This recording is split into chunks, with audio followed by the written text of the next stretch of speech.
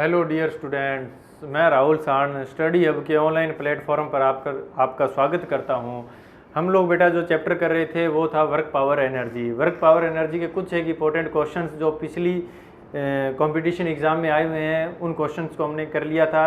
आज उसी चैप्टर से रिलेटेड हम उसका सेकंड पार्ट कर रहे हैं। इसमें हम लोग न्यूमेरिकल्स करेंगे जो पिछले गवर्नमेंट के जो एग्ज़ाम्स हुए हैं, टेक्निकल डिपार्टमेंट से जितने भी एग्ज़ाम हैं उन एग्ज़ाम में आए हुए क्वेश्चंस हैं, तो आप लोग ध्यानपूर्वक कीजिएगा। यदि कोई सबसे पहले यदि कोई न्यूमेरिकल आपको नहीं समझ में आता है तो आप साथ साथ में उसको नोट करना और उसके बाद में कमेंट बॉक्स में हमें कमेंट कर देना, तो वही क्वेश्चंस आपको दोबारा समझा दिए जाएंगे। ठीक है, तो हमारा जो पहला क्वेश्चन है वो इस प्रकार से है।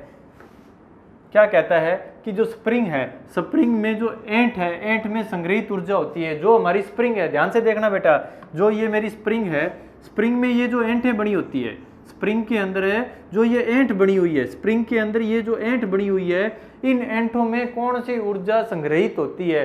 तो स्प्रिंग है, स्प्रिंग की जो एंट है उसमें कौन सी ऊर्जा संग्रहित होगी? स्थितिज ऊर्जा संग्रहित होगी। कौन सी ऊर्जा संग्रहित होगी? स्थितिज ऊर्जा संग्रहित होगी। आप लोग ध्यान से देखना, ठीक है। उसी वजह से हम किसी भी चीज को क्या करते हैं, खींचते, वो इसको स्थिर रखती है, इसी वजह से उसको किसी भी बॉडी को क्या रखती है? स्थिर रखती है। तो जो हमारी स्प्रिंग है, स्प्रिंग में कौन सी ऊर्जा होगी? स्थितिज ऊर्जा होगी। नेक्स्ट क्वेश्चन हम लोग देखते हैं। नेक्स्ट क्वेश्चन क्या कह रहा है कि कार्य का गुणनफल है। तो कार्य का क्या गुणनफल होता है? हम लोग सबसे पहले देखते हैं कि जी फिर कार्य की परिभाषा क्या है। सबसे पहले मेरे प्यारे बच्चों हम लोग देखते हैं कार्य क्या होता है। जब किसी वस्तु पर हम लोग बल लगाते हैं, जब किसी वस्तु पर हम लोग बल लगाते हैं, मान लो ये ए वस्तु है, यदि मैं इस वस्तु पर बल लगाता हूं तो वस्तु क्या होगी? विस्थापित होगी। वस्तु क्या होगी? विस्थापित होगी। मान लो ये वस्तु कहां चली जाती है? बी पोजीशन पे चली जाती है। कौन सी पोजीशन पे चली जाती है? बी पोजीशन पे। इस वस्तु पे मैं बल लगा रहा हूं एफ। कितना बल लगा रहा हूं? एफ बल लगा रहा हूं। और एफ बल लगाने के बाद में जो ये मेरी जो वस्तु है ये डी विस्थापन करती है। इस वस्तु में विस्थापन कितना होता है? डी होता है। तो मेरे द्वारा किया गया कार्य है, मेरे द्वारा किया गया कार्य लगने वाला बल तथा विस्थापन के गुणनफल के बराबर होगा। मेरे द्वारा किया गया कार्य है लगने वाला बल और विस्थापन कितनी वस्तु विस्थापित हुई है उन दोनों के मान के गुणनफल के क्या होगा? बराबर होगा। तो कार्य बराबर क्या होगा? बल गुणा विस्थापन। तो देखो भाई, कार्य किसका गुणनफल है? कार्य बल तथा विस्थापन का गुणनफल है। कार्य किसका गुणनफल है? बल तथा विस्थापन का गुणनफल है। ठीक है मेरे प्यारे बच्चों, इस फॉर्मूले को आप लोग नोट करना और नोट करने के बाद में कम से कम अपनी नोटबुक में 3 बार इस फॉर्मूले को आपको लिखना है। नेक्स्ट क्वेश्चन हम लोग देखते हैं। नेक्स्ट क्वेश्चन क्या कहता है? नेक्स्ट क्वेश्चन कहता है कि निम्न में से ऋणात्मक ताप गुणांक वाला पदार्थ कौन सा है? निम्न में से ये हमें पदार्थ दिए हुए हैं, इनमें से ऋणात्मक ताप गुणांक, temperature coefficient of resistance negative किसका होगा? टेम्परेचर कोफिशिएंट ऑफ रेजिस्टेंस किसका ऋणात्मक होगा? प्रतिरोध ताप गुणांक किसका ऋणात्मक होगा? तो इस क्वेश्चन को हम लोग करते हैं। तो हम लोगों ने पढ़ा हुआ है कि जो मेरे चालक हैं, जो मेरे कंडक्टर हैं, उन कंडक्टर का प्रतिरोध ताप गुणांक अल्फा का मान क्या होता है? पॉजिटिव होता है। उनके लिए अल्फा का मान प्यारे बच्चों क्या होता है? पॉजिटिव होता है। क्योंकि यदि मैं जो मेरे चालक है इनका यदि मैं तापमान बढ़ाता हूं तो इनका प्रतिरोध क्या होता है? इनका प्रतिरोध भी बढ़ता है। यदि मैं इनका तापमान बढ़ाता हूं तो इनका प्रतिरोध भी क्या होता है? बढ़ता है। इसका मतलब हम ये कह सकते हैं कि जो हमारे चालक हैं इनका प्रतिरोध ताप गुणांक क्या होगा? धनात्मक होगा। और सभी की सभी हमारी जो धातु है, ये विद्युत की क्या होती है? चालक होती है। दूसरी यदि मैं बात करता हूं कि जो मेरे अचालक हैं, अचालक का जो प्रतिरोध ताप गुणांक है, जो अल्फा का मान रहता है वो क्या रहता है? नेगेटिव रहता है। क्या रहता है? नेगेटिव रहता है। जो मेरे अचालक हैं उनके लिए प्रतिरोध ताप गुणांक का मान क्या रहेगा? ऋणात्मक रहेगा। क्योंकि यदि मैं अचालक का तापमान बढ़ाता हूं तो उसका प्रतिरोध क्या होता है? घटता है। उसका प्रतिरोध क्या होता है? घटता है। यदि मैं उसका तापमान बढ़ाऊंगा तो उसका प्रतिरोध क्या होगा बेटा? घटेगा। तो अचालक जितनी की हमारी अधातु है, जो हमारी अधातु है वो सभी की सभी किसकी श्रेणी में आती है, वो अचालक की श्रेणी में आती है। किसकी श्रेणी में आती है, अचालक की श्रेणी में आती है। तो तीसरी बात आती है, यार रह गया मेरा अर्धचालक। अर्धचालक भी बेचारे को पढ़ाएंगे नहीं तो अर्धचालक क्या हो जाएगा, आपकी तरह नाराज हो जाएगा। तो अर्धचालक क्या होते हैं, अर्धचालक का भी प्रतिरोध ताप गुणांक, अर्धचालक का भी प्रतिरोध ताप गुणांक अल्फा का मान क्या होता है, नेगेटिव होता है। अर्धचालक के लिए भी अल्फा का मान क्या होता है, नेगेटिव होता है। इसका मतलब यदि अर्धचालक का भी मैं तापमान बढ़ाऊंगा तो उसका प्रतिरोध क्या होगा, घटेगा। अर्धचालक का भी यदि मैं तापमान बढ़ाऊंगा तो प्रतिरोध क्या होगा बेटा, घटेगा। तो यहाँ देखो निम्न में से ऋणात्मक ताप गुणांक किसका है, तांबा है। तांबा मेरी धातु है, एल्यूमिनियम मेरी धातु है, चांदी मेरी धातु है। It means copper, aluminium, silver. Copper, aluminium और सिल्वर तीनों के तीनों क्या है, कंडक्टर हैं। तीनों के तीनों क्या है, कंडक्टर है। कार्बन है, कार्बन मेरा क्या है, इंसुलेटर है। कार्बन क्या है मेरा, इंसुलेटर है, अचालक है। तो कौन सा ऑप्शन होगा, डी ऑप्शन होगा। कौन सा ऑप्शन होगा, डी ऑप्शन होगा। लेकिन ये देखना कि कार्बन का एक अपरूप है ग्रेफाइट, कार्बन का एक अपरूप है ग्रेफाइट, जिससे हमारी जो पेंसिल है, पेंसिल के अंदर जो नोब होती है, पेंसिल की नोब होती है, वो किसकी बनी होती है, ग्रेफाइट की बनी होती है। तो कार्बन का एक अपरूप है ग्रेफाइट है, जो विद्युत का क्या है, चालक है। कार्बन का एक अपरूप है, याद रख लेना, ग्रेफाइट है, जो विद्युत का क्या है, चालक है। नेक्स्ट क्वेश्चन हम लोग देखते हैं। नेक्स्ट क्वेश्चन क्या कहता है, नेक्स्ट क्वेश्चन कहता है कि विद्युत बल्ब का फिलामेंट बना होता है। जो हमारा विद्युत बल्ब है उस बल्ब का फिलामेंट किसका बना होगा, जो मेरा बल्ब है इस बल्ब के अंदर जो फिलामेंट लगा होता है, एक स्प्रिंग सा लगा होता है, वो किसका बना होगा, वो टंगस्टन का बना होगा। किसका बना होगा, टंगस्टन का बना होगा। हम लोग टंगस्टन का क्यों बनाते हैं, क्योंकि एक तो टंगस्टन का जो ताप गुणांक है, एक तो हमारा जो टंगस्टन है, टंगस्टन का जो मेल्टिंग पॉइंट है वो क्या होता है, बहुत अधिक होता है। टंगस्टन का जो मेल्टिंग पॉइंट है वो कितना होता है, 3400 डिग्री सेंटीग्रेड होता है। जो गलनांक बिंदु है, टंगस्टन का जो गलनांक बिंदु है वो कितना होता है प्यारे बच्चों, वो 3400 डिग्री सेंटीग्रेड होता है। कितना होता है, 3400 डिग्री सेंटीग्रेड होता है। और टंगस्टन का जो कार्यकारी तापमान होता है, टंगस्टन का दूसरा जो टंगस्टन है, टंगस्टन का कार्यकारी तापमान बहुत अधिक होता है। टंगस्टन का जो कार्यकारी तापमान है, कार्यकारी तापमान, काम करने वाला तापमान, जिस पे टंगस्टन काम करता है, कार्यकारी जो तापमान है वो कितना है मेरे बच्चों, वो है 2000 डिग्री सेंटीग्रेड। कितना है, 2000 डिग्री सेंटीग्रेड। ठीक है ना। तो देखोगे कि विद्युत बल्ब का जो फिलामेंट है वो किसका बना होता है, टंगस्टन का बना होता है। किसका बना होता है, टंगस्टन का बना होता है। तो टंगस्टन का गलनांक बिंदु कितना होगा, सभी एक स्वर में बताएंगे, कहेंगे गुरुजी 3400 डिग्री सेंटीग्रेड होता है। कितना होता है, 3400 डिग्री सेंटीग्रेड होता है। तो मेरे सारे जमूरों बताओ टंगस्टन का कार्यकारी तापमान कितना होगा, टंगस्टन का कार्यकारी तापमान कितना होगा, टंगस्टन का कार्यकारी तापमान होगा 2000 डिग्री सेंटीग्रेड। कितना होगा बेटा, 2000 डिग्री सेंटीग्रेड होगा। नेक्स्ट क्वेश्चन कहते हैं, नेक्स्ट क्वेश्चन कहते हैं कि घरों में फ्यूज किसका बना होता है, सॉरी घरों में फ्यूज किस क्रम के में लगे होते हैं। घरों में जो हमारे फ्यूज हैं, देखो आप लोगों को पढ़ा के मेरा भी फ्यूज उड़ गया, आप लोग पढ़ते तो हो नहीं, ठीक है ना। तो ये जो क्वेश्चन मैं करवा रहा हूँ, इन क्वेश्चंस को आप लोग घर पे जरूर प्रैक्टिस कीजिएगा। तो देखो घरों में फ्यूज किस क्रम में होते हैं, तो घरों में हमारे जो फ्यूज लगे होते हैं वो कौन से क्रम में होते हैं, श्रेणी क्रम में होते हैं। जो लाइव वायर होगी, जो फेज वायर होगी, जो लाइव वायर होगी, जो फेज वायर होगी, जो लाइव वायर होगी, लाइव वायर कौन सी होती है, ऐसी वायर जिसको यदि आप लोग टच करोगे तो बिना डोल के डांस करोगे, वो जो लाइव वायर है, वो जो वायर होगी वो कौन सी होगी, लाइव वायर होगी। मतलब ऐसी वायर जिसमें क्या हो, विद्युत धारा प्रवाहित हो। तो लाइव वायर में जो हमारा फ्यूज है वो कौन से क्रम में लगा होता है, वो श्रेणी क्रम में लगा होता है। कौन से क्रम में लगा होता है, श्रेणी क्रम में लगा होता है, ध्यान रख लेना भाई, ठीक है ना। नेक्स्ट क्वेश्चन क्या कहता है, नेक्स्ट क्वेश्चन कहता है कि मानव शरीर का तापमान होता है, मानव शरीर का तापमान। ये पूछ रहे हैं भाई आदमी आप में कितनी गर्मी है, गर्मी तो वैसे बहुत होगी, क्योंकि आप लोग है आजकल जो म्यूजिक है उस म्यूजिक को सुन सुन के आप लोगों में गर्मी तो बहुत आई हुई है। लेकिन ये कह रहा है कि एक अच्छा इंसान है, एक स्वस्थ इंसान है, एक अच्छी मानसिकता का जो इंसान है, उस इंसान का तापमान कितना होगा? तो उस इंसान का तापमान होगा 37 डिग्री सेंटीग्रेड या 98 डिग्री फ़ारेनहाइट। उसका तापमान कितना होगा? एक स्वस्थ इंसान का तापमान कितना होता है? 37 डिग्री सेंटीग्रेड होगा या 98 डिग्री फ़ारेनहाइट होगा। तो कौन सा ऑप्शन होगा बेटा? डी ऑप्शन होगा। कौन सा ऑप्शन होगा? डी ऑप्शन होगा, है ना। नेक्स्ट क्वेश्चन हम लोग देखते हैं, 1 किलोवाट में कितने वाट होते हैं? तो सभी बच्चे मेरे ये न्यूमेरिकल करेंगे कि 1 किलोवाट में कितने वाट होते हैं। तो देखो बेटा, किलोवाट को हमें किस में बदलना है? वाट में बदलना है। किस में बदलना है? वाट में बदलना है। बड़ी संख्या को किस में बदलना है? छोटी संख्या में बदलना है। बड़ी संख्या को किस में बदलना है?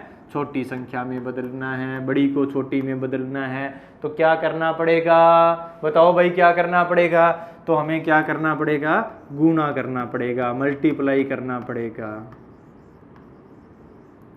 है ना। क्या करना पड़ेगा? गुणा करना पड़ेगा। तो देखो 1 किलोवाट में, किलो का मतलब होता है 10 की पावर है 3, 10 की पावर है 3, या हम ये कह सकते हैं किलो का मतलब होता है 1000। किलो का मतलब क्या होता है? 1000। तो 1 किलोवाट के अंदर कितनी वाट होगी? 10 की पावर 3 वाट होगी। कितनी होगी? 10 की पावर है 3 वाट होगी। कौन सा ऑप्शन होगा बेटा मेरा? ए ऑप्शन होगा। कौन सा ऑप्शन होगा? ए ऑप्शन होगा। नेक्स्ट क्वेश्चन हम लोग देखते हैं। नेक्स्ट क्वेश्चन क्या कहता है? नेक्स्ट क्वेश्चन कहता है कि मीट्रिक प्रणाली में 1 हॉर्स पावर कितने वाट के बराबर होता है? एक मीट्रिक प्रणाली है, एक मीट्रिक प्रणाली में 1 हॉर्स पावर कितने वाट के बराबर होगा? तो 1 HP मीट्रिक प्रणाली में हम लोगों ने पढ़ा था कितने का होगा? 735.5 वाट के बराबर होगा। कितने के बराबर होगा बेटा? 735.5। तो मेरे प्यारे बच्चों, 1 हॉर्स पावर ब्रिटिश प्रणाली में कितने वाट के बराबर होता है? ये भी एग्जामिनर हमसे क्वेश्चन पूछ सकता है। तो 1 हॉर्स पावर कितने के बराबर होगा? 746 वाट के। जो अंग्रेज थे उन्होंने कहा कि 1 हॉर्स पावर है वो 746 वाट के बराबर होता है। कितने वाट के बराबर होता है? 746 वाट के बराबर। लेकिन हमसे ये कौन सी प्रणाली में पूछ रहा है? मीट्रिक प्रणाली में। कौन सी प्रणाली में पूछ रहा है? मीट्रिक प्रणाली में पूछ रहा है। तो मीट्रिक प्रणाली में 1 हॉर्स पावर कितने वाट के बराबर होगा? 735 वाट के। तो अभी इसको 2 बार, इन दोनों डिजिट को आपको 2 बार अपनी कॉपी में लिखना है। फिर यदि सपने में भी आके यदि आपसे कोई पूछेगा तो आप इसका क्या दोगे? उत्तर दे दोगे, ठीक है ना। नेक्स्ट क्वेश्चन देखो, है ना। और गाना कि मेरे सपनों में आ जा। गतिज ऊर्जा समानुपाती होती है। देखो भाई, जो मेरी यांत्रिक ऊर्जा है वो 2 प्रकार की होती है। यांत्रिक ऊर्जा है मशीन के द्वारा जो मैकेनिकल एनर्जी प्रोड्यूस की जाती है, जो यांत्रिक ऊर्जा उत्पन्न की जाती है, ठीक है, वो कितने प्रकार की होगी? वो 2 प्रकार की होगी। एक होगी गतिज ऊर्जा। कौन सी होगी? गतिज ऊर्जा। दूसरी कौन सी होगी? स्थितिज ऊर्जा। आज के समय आप में जो ऊर्जा है वो कौन सी है? स्थितिज ऊर्जा है, क्योंकि आप घर पे बैठे बैठे क्या कर रहे हो? स्थिर हो गए हो। स्थितिज ऊर्जा। आपका दिमाग है, दिमाग क्या हो गया? स्थिर हो गया। तो दिमाग के अंदर कौन सी ऊर्जा है? स्थितिज ऊर्जा है। तो देखो हमारी ऊर्जा है, यांत्रिक ऊर्जा है, वो कितने प्रकार की होगी? 2 प्रकार की होगी। कितने प्रकार की होगी? 2 प्रकार की होगी। एक होगी गतिज ऊर्जा, दूसरी होगी स्थितिज ऊर्जा। तो बात आती है जी, ये गतिज ऊर्जा क्या है? वस्तु की गति की वजह से, वस्तु के वेग की वजह से वस्तु में जो ऊर्जा होगी वो कौन सी ऊर्जा होगी? वस्तु की गतिज ऊर्जा होगी। वस्तु की कौन सी ऊर्जा होगी? वस्तु की गतिज ऊर्जा होगी। वस्तु के वेग की वजह से, यदि कोई वस्तु गमन कर रही है, यदि कोई वस्तु चल रही है, तो उसमें जो संचित ऊर्जा होगी वो कौन सी ऊर्जा होगी? वो गतिज ऊर्जा होगी। इंग्लिश में हम इसको क्या बोलते हैं? काइनेटिक एनर्जी बोलते हैं। और काइनेटिक एनर्जी बराबर क्या होता है? Half mv²। क्या होता है? Half mv²। वस्तु की गति की वजह से उसमें जो ऊर्जा संचित होती है वो कौन सी ऊर्जा होती है? गतिज ऊर्जा होती है। इसका मतलब मैं ये कह सकता हूँ कि जो मेरी काइनेटिक एनर्जी है वो वस्तु के द्रव्यमान पे भी क्या करेगी? निर्भर करेगी। वस्तु के द्रव्यमान पे भी क्या करेगी? निर्भर करेगी। मतलब वस्तु का अगर अधिक द्रव्यमान अधिक हुआ तो उसकी गतिज ऊर्जा क्या होगी, अधिक होगी, और यदि वस्तु का द्रव्यमान कम हुआ तो उसकी गतिज ऊर्जा भी क्या होगी, कम होगी। तो kinetic energy is directly proportional to the mass. जो काइनेटिक एनर्जी है वो मास के द्रव्यमान के क्या है, डायरेक्टली प्रोपोर्शनल है। और इसी के साथ में जो मेरी काइनेटिक एनर्जी है वो द्रव्यमान के भी वर्ग, जो काइनेटिक एनर्जी है, जो गतिज ऊर्जा है, वो वेग के वर्ग के क्या है, समानुपाती है। जो मेरी गतिज ऊर्जा है, ध्यान से देखना, वो वेग के, वस्तु के वेग के वर्ग के क्या है बेटा, समानुपाती है।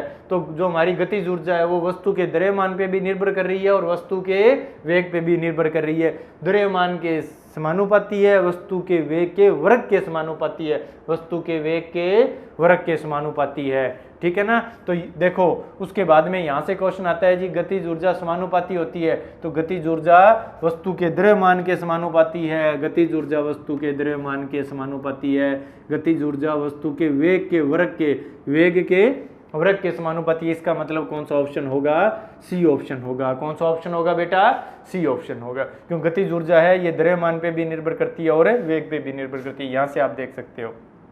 लेकिन वस्तु की स्थिति की वजह से, वस्तु की स्थिति की वजह से, वस्तु की स्थिरता की वजह से, जैसे कि मेरा तालाब है, तालाब के अंदर जो पानी होता है उसमें जो ऊर्जा होगी, हमारे जितने भी हाइड्रोलिक प्लांट है उनमें पानी के अंदर पानी क्या होता है, हाइट पे होता है, तो उस हाइट में जो ऊर्जा होगी है ना, वस्तु की स्थिति की वजह से जो ऊर्जा होगी, उस ऊर्जा को हम लोग कौन सी ऊर्जा कहते हैं, उस ऊर्जा को कहते हैं स्थितिज ऊर्जा, पोटेंशियल एनर्जी। कौन सी एनर्जी कहते हैं बेटा, पोटेंशियल एनर्जी कहते हैं। और जो पोटेंशियल एनर्जी है वो क्या होती है, mgh होता है। उसका सूत्र क्या होता है, पोटेंशियल एनर्जी बराबर क्या होगा, mgh। m वस्तु का द्रव्यमान है, g गुरुत्वीय त्वरण है, h क्या है, हाइट है। देखो मान लो कि ये h हाइट है, यहाँ मैंने वस्तु रखी हुई है, यहाँ मैंने क्या है, कोई वस्तु रखी हुई है, ठीक है। इसका द्रव्यमान कितने m है, तो इसमें जो स्थितिज ऊर्जा होगी वो किसकी वजह से होगी, इसकी ऊंचाई की। यदि मैं और इसको ऊपर रख दूंगा तो इसमें स्थितिज ऊर्जा क्या होगी, और अधिक होगी, और ऊपर रख दूंगा तो इसमें स्थितिज ऊर्जा क्या होगी, और अधिक होगी। तो वस्तु की स्थिति की वजह से उसमें जो ऊर्जा होगी उसको हम लोग कौन सी ऊर्जा कहेंगे, स्थितिज ऊर्जा कहेंगे। तो स्थितिज ऊर्जा बराबर क्या होगा, mgh होगा। जी को मैं यहाँ क्या कहता हूँ, गुरुत्वीय त्वरण कहता हूँ। क्या कहता हूँ, गुरुत्वीय त्वरण कहता हूँ। जी को मैं क्या कहता हूँ बेटा, गुरुत्वीय त्वरण कहता हूँ, जिसका मान कितना होता है, 9.8 मीटर पर सेकंड स्क्वायर, 9.8 मीटर प्रति सेकंड स्क्वायर होता है। नेक्स्ट क्वेश्चन देखो भाई, नेक्स्ट क्वेश्चन क्या कह रहा है कि विस्थापन का मान शून्य होने की स्थिति में कार्य का मान होगा। विस्थापन का मान शून्य होने की स्थिति में कार्य का क्या मान होगा, तो कार्य बराबर क्या होता है, अभी हमने पढ़ा था, वर्क बराबर क्या होगा, F गुणा S।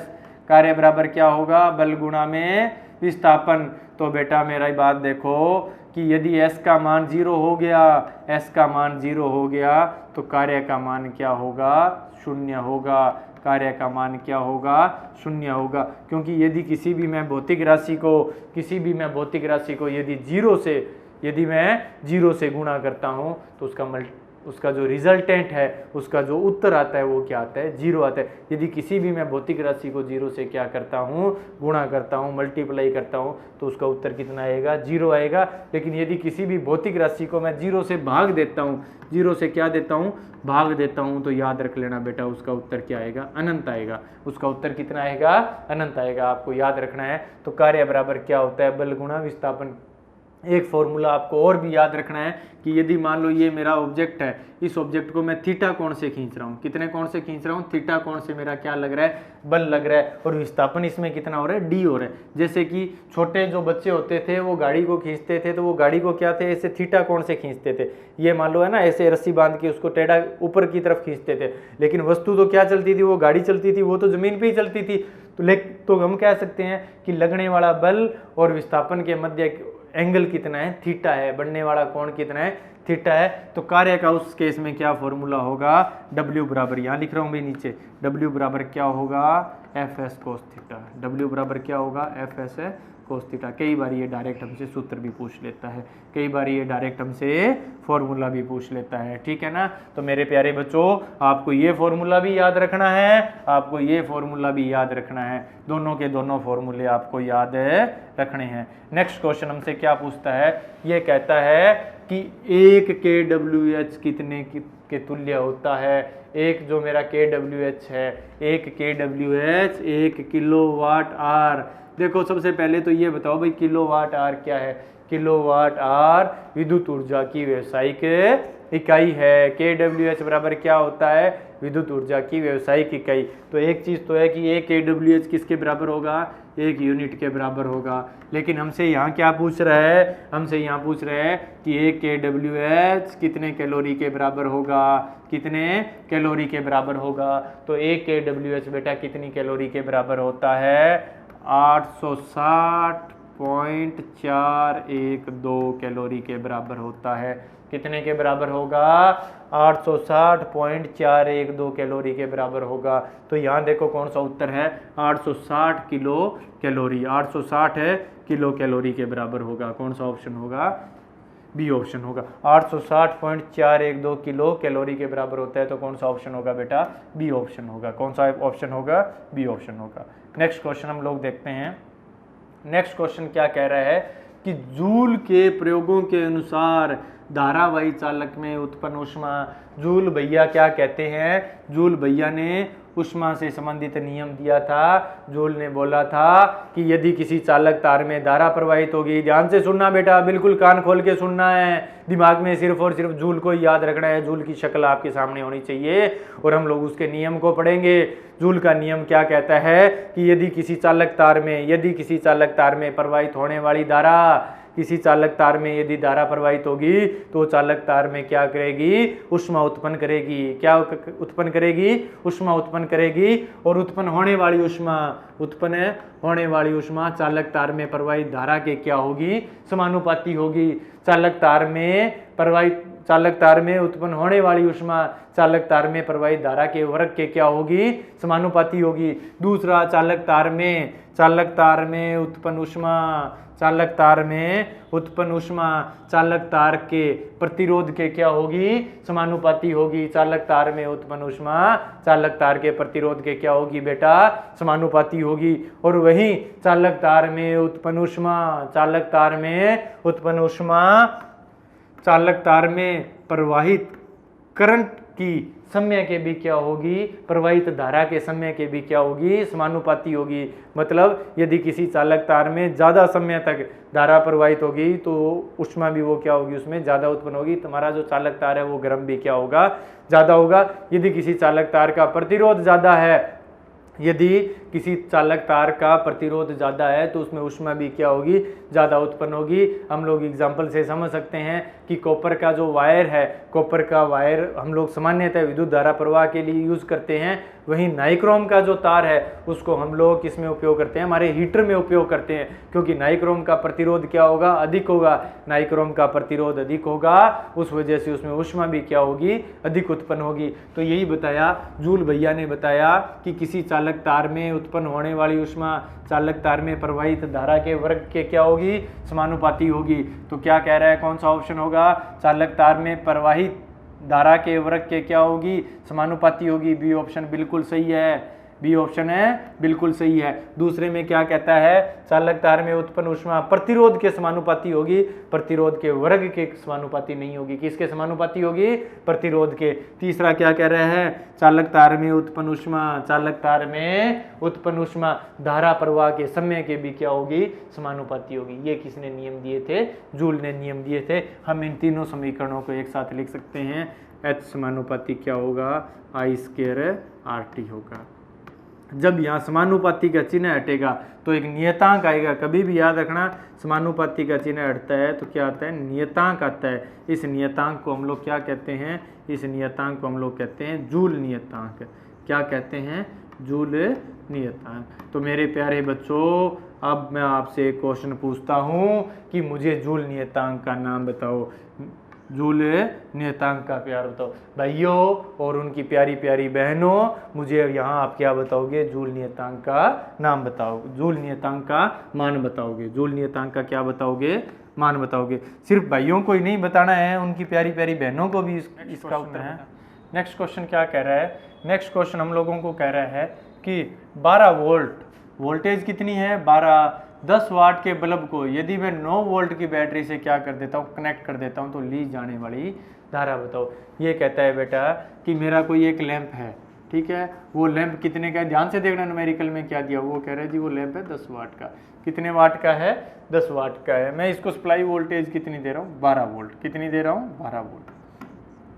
अब वो कह रहा है कि जी मैं इसको 12 वोल्ट ना दे के मैं इसको कितनी वोल्ट दे देता हूँ, 9 वोल्ट दे दूँ। यदि मैं इससे को कितनी वोल्ट दे दूँ, 9 वोल्ट दे दूँ, तो जो मेरा सर्किट है या मेरा जो बल्ब है वो कितनी धारा लेगा, वो कितनी धारा लेगा। तो देखो भाई, ऐसे क्वेश्चंस को हम लोग कैसे करेंगे, हम लोग ऐसे करेंगे, P बराबर हमें क्या दिया हुआ है, P हम लोगों को दी हुई है, शक्ति कितनी दी हुई है, 10 वाट दी हुई है बेटा।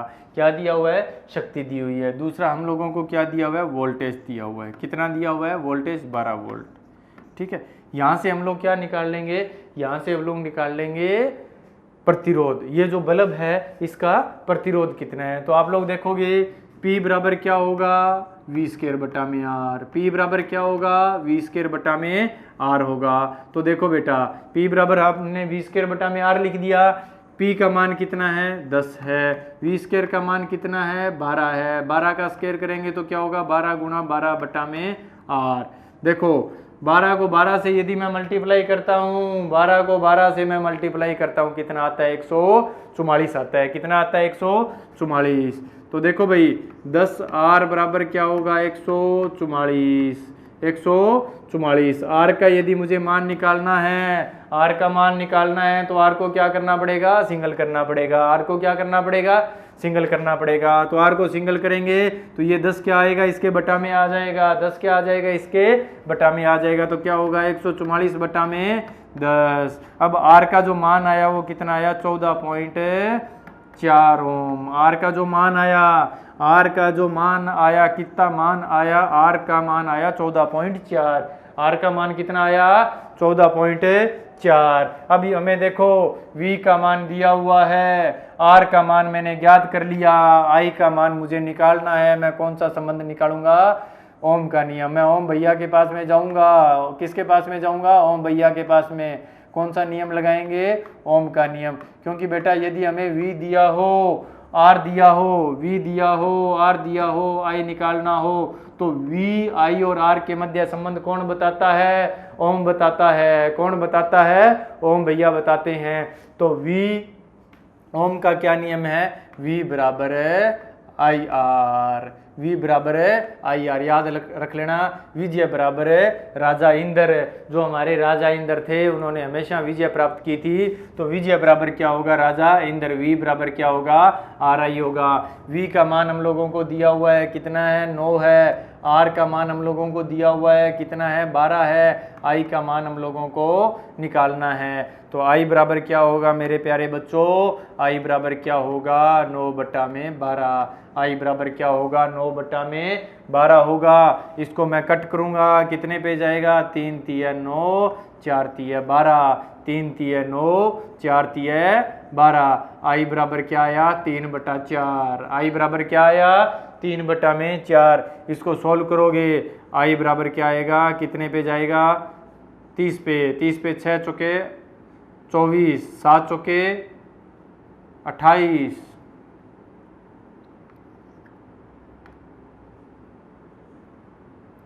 ठीक है, तो कितने पे जा रहा है, लगभग 6.25 पे। इसको सोल्व करेंगे, कितने पे जाएगा, 6.25 एम्पियर। कितना आएगा, 6.25 एम्पियर। कौन सा ऑप्शन होगा, बी ऑप्शन होगा। कौन सा ऑप्शन होगा बेटा, बी ऑप्शन होगा। ठीक है ना। नेक्स्ट क्वेश्चन हम लोग देखते हैं। नेक्स्ट क्वेश्चन क्या कहता है, ये कहता है 1 हॉर्स पावर बराबर कितने किलोवाट के तुल्य है। 1 हॉर्स पावर है, बहुत ही इजी सा न्यूमेरिकल है। अच्छे बच्चे जिन्होंने पहले क्वेश्चन किए हुए हैं वो तो इसको आंख बंद करके कर देंगे। ये कह रहे हैं जी 1 हॉर्स पावर कितने किलोवाट के बराबर है, कितने किलोवाट के बराबर है। तो हम लोगों को पता है 1 हॉर्स पावर 735.5 वाट के बराबर है। इसको किस में बदलना है, किलो में बदलना है। किस में बदलना है, किलो में बदलना है। तो क्या कर देंगे, 1000 से भाग कर देंगे। क्या कर देंगे बच्चों, 1000 से भाग कर देंगे। 1000 से भाग करेंगे तो 3 डिजिट के बाद में क्या लग जाएगा, पॉइंट लग जाएगा। यहाँ से गिनो, इक्का दुक्का तिक्का, तो 3 के बाद में क्या लग गया, डिजिट लग गया। तो 1 हॉर्स पावर बराबर क्या होगा, 1 HP बराबर क्या होगा रे, 7.35 0.735 किलोवाट। 0 बराबर क्या होगा, 0 बराबर 1 हॉर्स पावर बराबर क्या होगा, 0.735 किलोवाट होगा। क्या होगा भैया, 0.735 होगा। कौन सा ऑप्शन होगा, ए ऑप्शन होगा। कौन सा ऑप्शन होगा, ए ऑप्शन होगा। भाई नेक्स्ट क्वेश्चन हम लोग देखते हैं।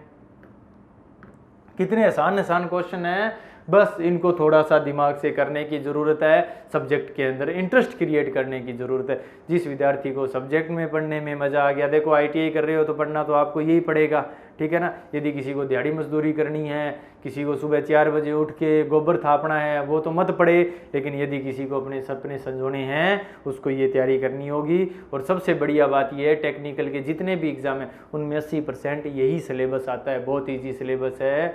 जिसको सिलेबस याद हो गया, जिसको ये चैप्टर याद हो गए, उसको क्या मिल गया, भगवान मिल गया, ठीक है ना। तो हमें भगवान की प्राप्ति करनी है, इसलिए इन क्वेश्चनों को भी करना, इसलिए इन क्वेश्चनों को भी हमें करना है। तो हमारा क्वेश्चन क्या कहता है, ये कहता है ऊर्जा मापने की इकाई है। तो ऊर्जा मापने की जो इकाई है वो क्या होती है, किलो, क्या होती है भैया, kWh होती है। ऊर्जा मापने की जो इकाई है, विद्युत ऊर्जा मापने की जो इकाई है वो क्या होगी, kWh होगी। विद्युत ऊर्जा मापने की जो इकाई है वो क्या होगी, kWh होगी। विद्युत शक्ति की जो इकाई है, विद्युत शक्ति की जो इकाई है, पावर की जो इकाई है वो क्या होगी, किलोवाट होगी। क्या होगी, किलोवाट होगी। और जो मेरा अल्टरनेटर है, ध्यान रखना मेरे बच्चों, जो मेरा अल्टरनेटर है, घरों में आपकी शादियां होगी तो हम लोग अल्टरनेटर ज़रूर लेके आएंगे, ठीक है ना, ताकि आपकी शादी में विघ्न ना पड़े। तो जो अल्टरनेटर है, जो अल्टरनेटर बहुत ज़ोर शोर करता है, उस अल्टरनेटर की जो रेटिंग है वो कितनी होती है, वो किस में लेते हैं, KVA में लेते हैं। किस में लेते हैं,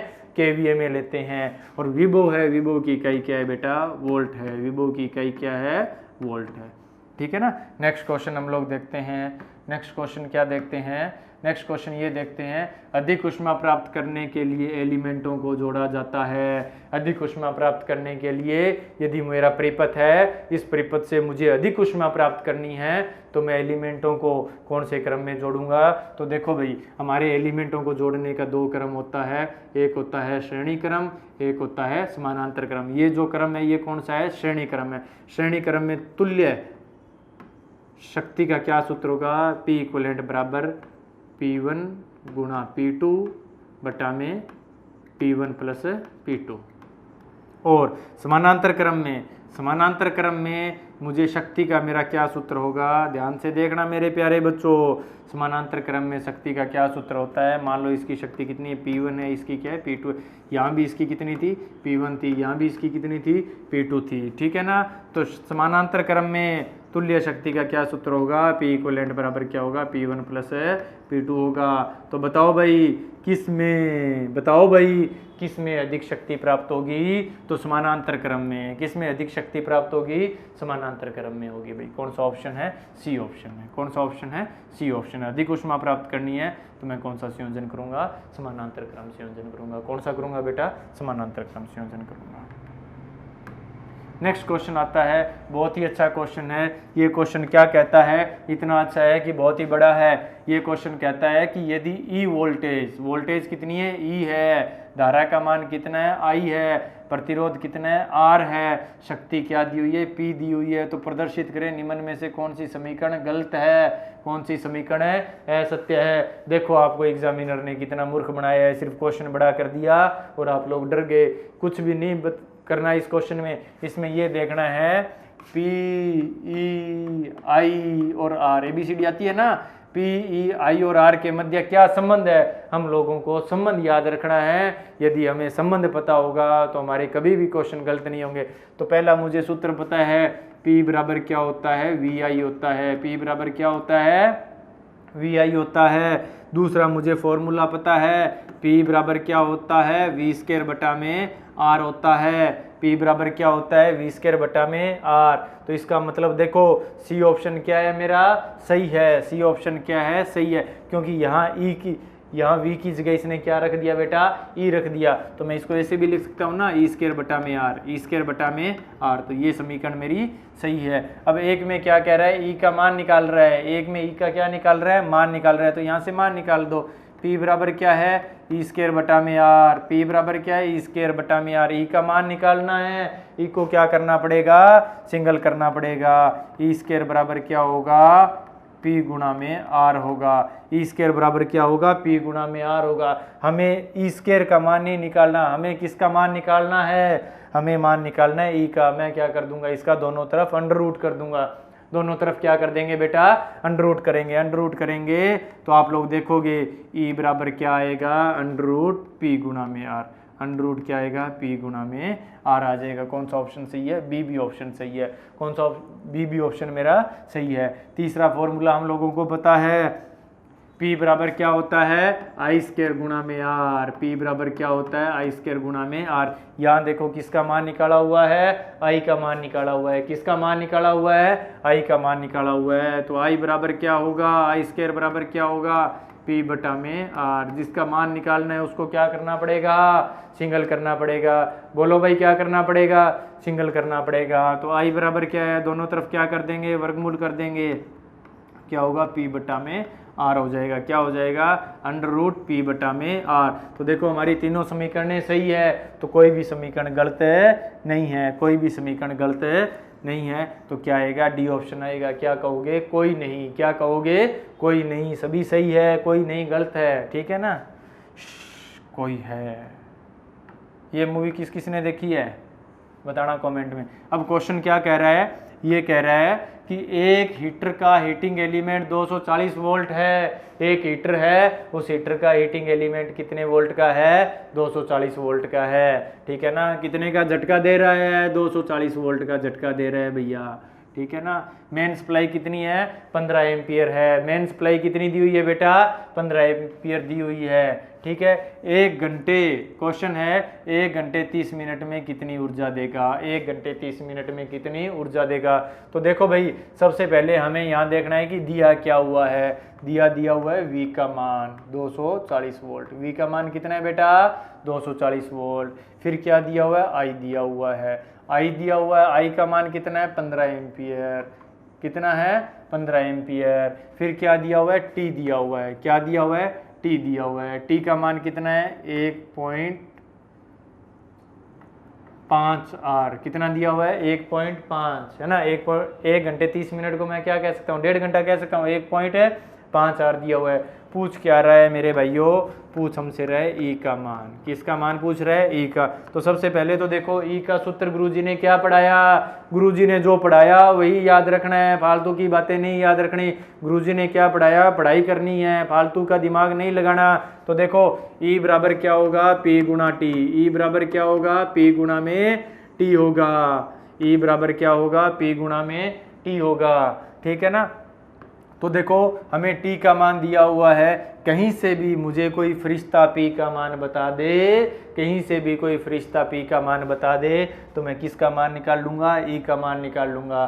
तो फरिश्ता तो आपके पास में आएगा नहीं, तो फरिश्ता किसको बनना पड़ेगा, आपको ही बनना पड़ेगा। तो आप लोग किसका मान निकालोगे, P का मान निकालोगे। P का मान कैसे निकालोगे, P बराबर क्या होता है, VI होता है। P बराबर क्या होता है बेटा, VI होता है। देखो आपको V का मान दिया हुआ है, I का मान दिया हुआ है, P का मान आ जाएगा ना।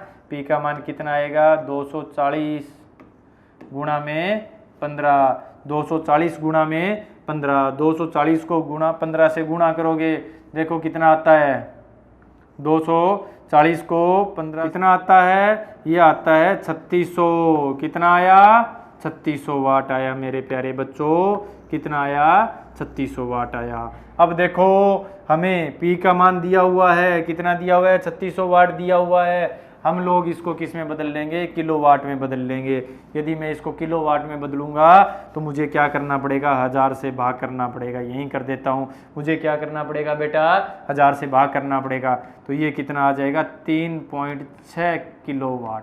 P का मान कितना आया, 3.6 किलोवाट आया। कितना आया बेटा, 3.6 किलोवाट आया। अब मुझे ऊर्जा का सूत्र पता है, ऊर्जा का सूत्र पता है। बताओ भाई सारे एक स्वर में, E बराबर क्या होगा, P गुणा में T होगा। देखो फरिश्ता बन गए ना आप, और फरिश्ता बन के आपने किसका मान निकाल लिया, P का मान निकाल लिया। तो देखो मेरे प्यारे बच्चों, P का मान रखो 3.6 गुणा T का मान रखो 1.5, कितना, 1.5, ठीक है ना। 3.6 को 1.5 से यदि हम लोग मल्टीप्लाई करेंगे तो E का मान कितना आएगा, E का जो मान आएगा वो आएगा 5.4 kWh। 5.4 kWh आ जाएगा। कितना आ जाएगा बेटा, 5.4 kWh आएगा। कौन सा ऑप्शन होगा, डी ऑप्शन होगा। या मैं कह सकता हूँ कि ये जो मेरा हीटर है, ये मेरा जो हीटर है ये कितनी विद्युत की खपत करता है, ये 5.4 यूनिट की खपत करता है। ठीक है, 5.4 यूनिट की खपत करता है। अब मेरे प्यारे बच्चों, मैंने आपको एक न्यूमेरिकल करवाया, एक न्यूमेरिकल आप मुझे करके बताओगे। वो क्या कह रहा है कि यदि इसी उपकरण को मैं 30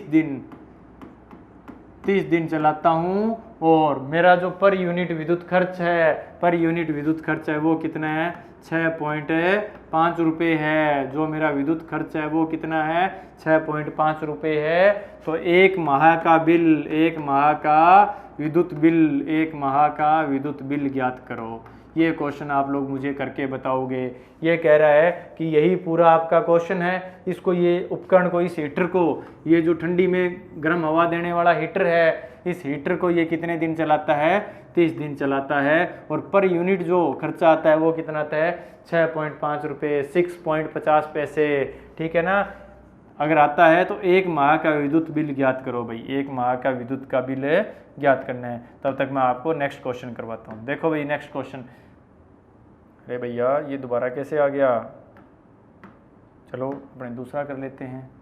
ये क्या कहता है, ये कहता है 100 वाट 200 वोल्ट का एक बल्ब है। कोई मेरा एक लैंप है, देखो भैया कोई मेरा एक लैंप है, उसकी पावर कितनी दी हुई है, 100 वाट दी हुई है। कितनी दी हुई है, 100 वाट दी हुई है। उसको मैं सप्लाई वोल्टेज कितनी देता हूँ, इसको सप्लाई वोल्टेज देता हूँ 200 वोल्ट। कितनी देता हूँ, 200 वोल्ट।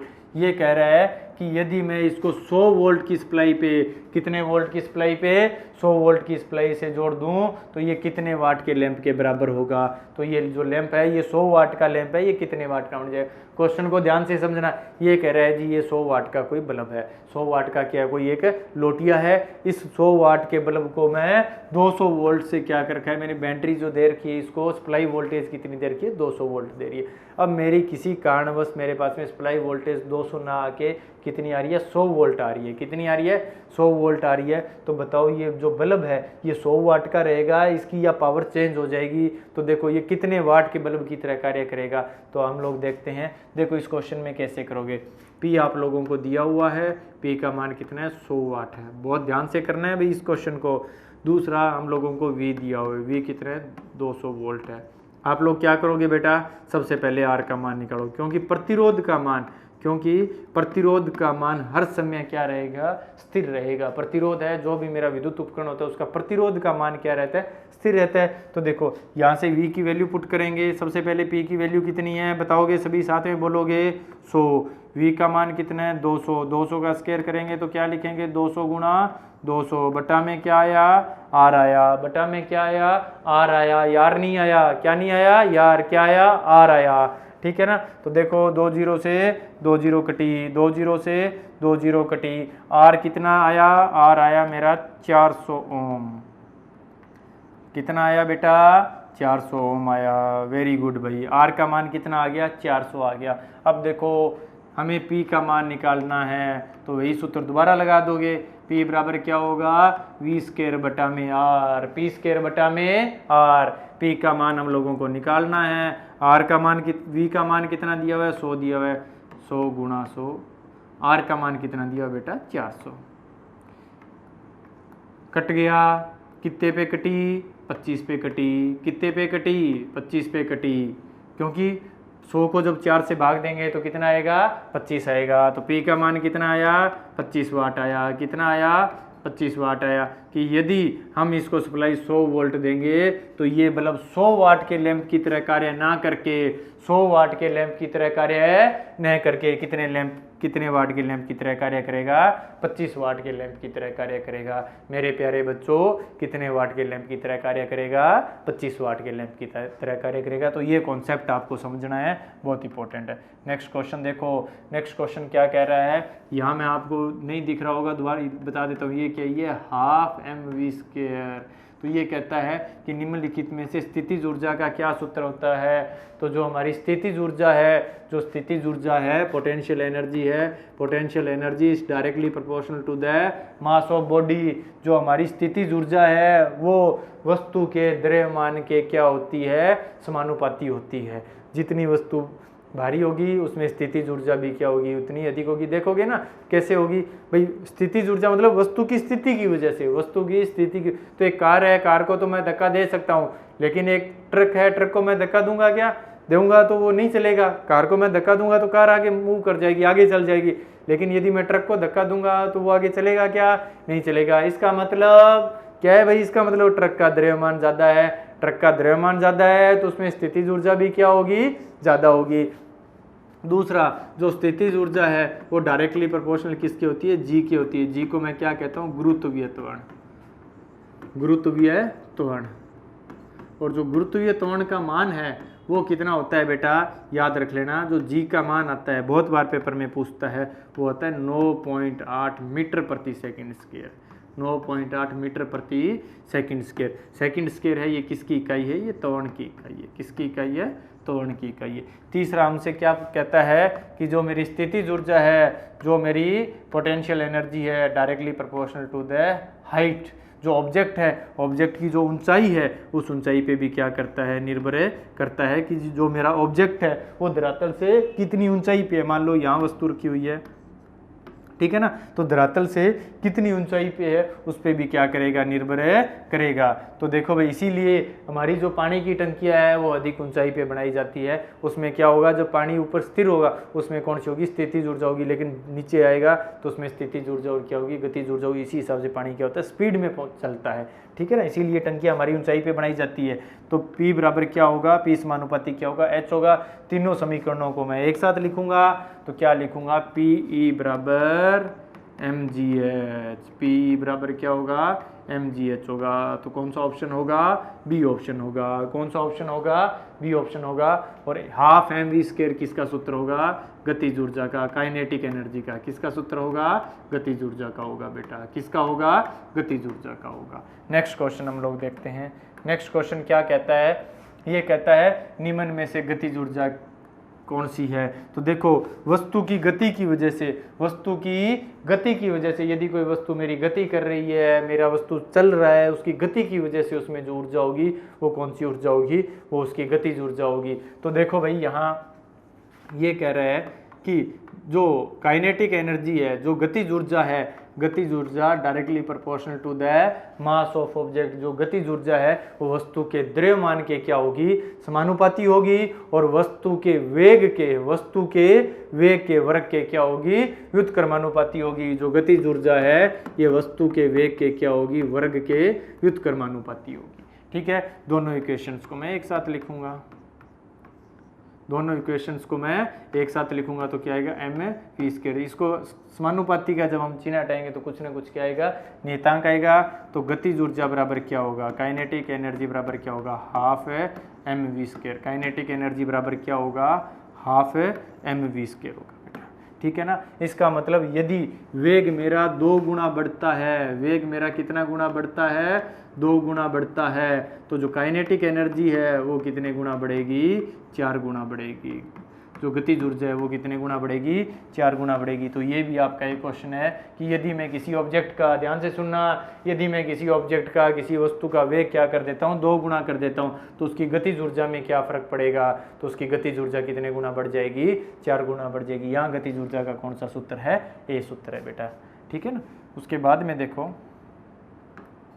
ये कहता है वह बल जो विद्युत धारा को चलाता है, जो विद्युत धारा को चलाता है। तो अपने किसी चालक तार में, कोई भी मेरा एक चालक तार है, उस चालक तार में धारा प्रवाह करने के लिए, उस चालक तार में धारा प्रवाहित करने के लिए मैं किसका उपयोग करूंगा, बैटरी का उपयोग करूंगा। किसका उपयोग करूंगा, बैटरी का उपयोग करूंगा। बैटरी का यदि मैं उपयोग करूंगा तो बैटरी क्या उत्पन्न करेगी, विद्युत वाहक बल। क्या उत्पन्न करेगी, विद्युत वाहक बल, जिसको मैं क्या कहता हूँ, ईएमएफ कहता हूँ। तो चालक तार में धारा प्रवाह के लिए, इलेक्ट्रॉनों को गति देने के लिए मैं किसका उपयोग करता हूँ, बैटरी का उपयोग करता हूँ। और बैटरी क्या उत्पन्न करती है, ईएमएफ। इसका मतलब विद्युत धारा को कौन चलाता है, ईएमएफ चलाता है। कौन चलाता है, ईएमएफ। विद्युत धारा क्या होती है, एकांक समय में आवेश प्रवाह की दर, आवेश प्रवाह की दर, एकांक समय में आवेश प्रवाह की जो दर है, प्रवाह की जो दर है, उसको हम लोग क्या कहते हैं, विद्युत धारा कहते हैं। प्रतिरोध क्या होता है, पदार्थ का वह आंतरिक गुण जो धारा प्रवाह में क्या उत्पन्न करे, बाधा उत्पन्न करे। पदार्थ का वह आंतरिक गुण जो धारा प्रवाह में बाधा उत्पन्न करे, उसको मैं हम क्या कहते हैं, प्रतिरोध कहते हैं। प्रतिरोध की इकाई क्या होती है, ओम होती है। तो मुझे बिल्कुल धीरे से बताओगे बेटा कि विद्युत धारा की इकाई क्या होती है, एम्पियर होती है। विद्युत धारा की इकाई क्या होती है, एम्पियर होती है। तो फिर बात आती है चालकता की। चालकता क्या होती है, पदार्थ का वह आंतरिक गुण। चालकता क्या होती है, पदार्थ का वह आंतरिक गुण जो धारा प्रवाह में सहायक हो। प्रतिरोध धारा प्रवाह में बाधा होती है, चालकता धारा प्रवाह में सहायक होती है। धारा प्रवाह में सहायक, धारा प्रवाह में सहायक। तो पदार्थ का वह आंतरिक गुण जो धारा प्रवाह में क्या हो, सहायक हो, उसको हम लोग क्या कहते हैं, चालकता कहते हैं। चालकता की जो इकाई है वो क्या होती है, साइमन होती है। साइमन या क्या होती है, मोह होती है। क्या होती है, मोह होती है। चालकता और प्रतिरोध में क्या संबंध है, ये संबंध है, ये भी नोट कर लेना। जी बराबर क्या होगा, 1/R। चालकता बराबर क्या होगी, 1/ प्रतिरोध होगा। ठीक है, नेक्स्ट क्वेश्चन देखते हैं। नेक्स्ट क्वेश्चन क्या कह रहा है, ये कह रहा है 1 HP कितने किलोवाट के तुल्य है। 1 हॉर्स पावर है वो कितने किलोवाट के तुल्य है। तो देखो बेटा, 1 हॉर्स पावर है जो हमारी, 1 हॉर्स पावर है वो 735.5 वाट के तुल्य होती है। 1 हॉर्स पावर है वो कितने किलोवाट के तुल्य होती है, 1 हॉर्स पावर बराबर 735.5 वाट के बराबर होती है। तो आप लोग ध्यान से देखोगे कि मुझे किस में बदलना है, किलोवाट में बदलना है। किस में बदलना है, किलोवाट में बदलना है। छोटी संख्या को किस में बदलना है, बड़ी में बदलना है। छोटी को किस में बदलना है, बड़ी में बदलना है। यदि छोटी को बड़ी में बदलना हो तो क्या करना पड़ेगा, भाग करना पड़ेगा। क्या करना पड़ेगा मेरे प्यारे बच्चों, भाग करना पड़ेगा। मुझे लग रहा है आपको नींद आने लगी है ना, तो क्या करना पड़ेगा, भाग करना पड़ेगा। ठीक है, भाग करेंगे तो बताओ भाई कितने से भाग करेंगे, हम इसको भाग करेंगे 1000 से। कितने से भाग करेंगे, 1000 से। तो बताओ कितने अक्षरों के बाद में पॉइंट आएगा, 3 अक्षरों के बाद में पॉइंट आएगा, 1 2 3। तो उत्तर क्या आएगा बेटा, 0.735 किलोवाट। तो 1 हॉर्स पावर बराबर कितना होता है, 1 हॉर्स पावर बराबर होता है 0.735 किलोवाट। कौन सा ऑप्शन होगा, ए ऑप्शन होगा। नेक्स्ट क्वेश्चन देखते हैं। नेक्स्ट क्वेश्चन क्या कह रहा है कि 1 किलो कैलोरी, 1 किलो कैलोरी कितने जूल के बराबर होती है। तो बेटा 1 किलो कैलोरी है वो कितनी होती है, 4180 जूल के बराबर होगी। 1 किलो कैलोरी है, 1 किलो कैलोरी जो हमारी ऊर्जा होती है, ऊर्जा की इकाई क्या होती है, कैलोरी होती है। कैलोरी भी होती है बेटा। तो 1 किलो कैलोरी ऊर्जा है वो कितनी जूल के बराबर होती है, तो 4180 जूल के बराबर होती है। जूल भी किसकी इकाई है, ऊर्जा की इकाई है। ठीक है ना। नेक्स्ट क्वेश्चन देखते हैं। नेक्स्ट क्वेश्चन क्या कह रहा है, ये कह रहा है जी अल्टरनेटर की रेटिंग किस में ली जाती है। अल्टरनेटर है, अल्टरनेटर की जो रेटिंग है वो किस में ली जाती है। तो देखोगे मेरे प्यारे बच्चों, जो मेरा अल्टरनेटर है, अल्टरनेटर की रेटिंग आपकी जब शादी होगी तब हम नेटर जो लेके आएंगे उसकी रेटिंग किस में होगी, केवीए में होगी। आप कहोगे गुरुजी शादी होगी तो हम तो दुल्हन लेके आएंगे। अरे भैया दुल्हन तेरे को खूबसूरत लगे इसके लिए तेरे को क्या चाहिए, प्रकाश चाहिए। क्या चाहिए, प्रकाश चाहिए। प्रकाश कौन उत्पन्न करेगा, अल्टरनेटर उत्पन्न करेगा। कौन उत्पन्न करेगा, अल्टरनेटर उत्पन्न करेगा। तो तेरे को सबसे पहले अल्टरनेटर की क्या होनी चाहिए, रेटिंग पता होनी चाहिए। क्योंकि आजकल एक ज़माना आ गया है कि आज के समय जो लड़कियां हैं वो लड़कों से क्वेश्चन भी पूछती है और फेरे कैंसिल हो जाते हैं। और एक बात आप लोग ध्यान दे के देखना, आपके जो दोस्त होंगे वो आपसे ज़्यादा सुंदर तैयार होके जाएंगे, ठीक है ना। तो ये भी पहले पता कर लेना कि कहीं कोई उल्टा सीधा अफेयर तो नहीं चल रहा, कहीं वो तेरे से ITI में, आप लोगों से ITI में क्वेश्चन पूछ ले आपको क्या किया हुआ है, कि ITI की हुई है, तो बता अल्टरनेटर की रेटिंग कितनी है। अल्टरनेटर की यदि रेटिंग नहीं बताई तो शादी क्या हो जाएगी, कैंसिल हो जाएगी। इसलिए अल्टरनेटर की रेटिंग कितनी होती है, अल्टरनेटर की रेटिंग क्या होती है, किस में मापी जाती है, केवीए में मापी जाती है। किस में मापी जाती है, केवीए में। तो फिर ये बताओगे कि KWH की, है ना, KWH किसकी इकाई है, तो ये विद्युत ऊर्जा की। किसकी इकाई है, विद्युत ऊर्जा की। ये साड़ी को साथ में लाने के लिए नहीं बता रहा, वैसे ही एग्जाम के लिए बता रहा हूँ। कहीं कह दो गुरुजी अगर दो साथ में याद हो तो क्या पता एक के साथ एक ऑफर आ जाए। नहीं जी, एक के आपको सिर्फ एक ही मिलेगी, बाकी आपके और साथियों के लिए, ठीक है ना। तो देखो KWH है वो किसकी इकाई है, विद्युत ऊर्जा की इकाई है। तो मोटर है, मोटर को हम लोग किस में क्षमता नापते हैं, मोटर की क्षमता किस में नापते हैं, हॉर्स पावर में नापते हैं। अल्टरनेटर की जो क्षमता है, रेटिंग है, वो किस में ली जाती है, केवीए में ली जाती है। विद्युत ऊर्जा है उसकी रेटिंग किस में ली जाती है, KWH में। मोटर है, मोटर की क्षमता हम किस में नापते हैं, रेटिंग किस में लेते हैं, हॉर्स पावर। हम कहते हैं ना भाई कितने, और घरों में आधे हॉर्स पावर की मोटर होती है, 3 फेज मोटर है तो वो कितने की होती है, तो वो किस में मापी जाती है, हॉर्स पावर में मापी जाती है। तो ये आप मुझे बताओगे जो ट्यूबवेल है उसमें जो हमारी मोटर लगी होती है, जो मोटर लगी होती है ट्यूबवेल में, ट्यूबवेल के अंदर जो मोटर लगी होती है ना, कौन सी होती है, 3 फेज होती है। कौन सी होती है, 3 फेज होती है, ठीक है। तो उसकी हॉर्स पावर कितनी होती है ये बताओगे सामान्यतः, ठीक है। उसके बाद में KWH विद्युत शक्ति की जो इकाई है, विद्युत शक्ति, विद्युत शक्ति की इकाई क्या है मेरे बच्चों, विद्युत शक्ति की इकाई है किलोवाट। विद्युत शक्ति की इकाई क्या है, किलोवाट है। नेक्स्ट क्वेश्चन देखो, 1 किलोवाट तुल्य होता है, सॉरी 1 वाट है वो किसके तुल्य होता है, 1 वाट किसके तुल्य होता है। तो देखो भाई P बराबर क्या होता है, W बटा में T। P बराबर क्या होता है, W बटा में T।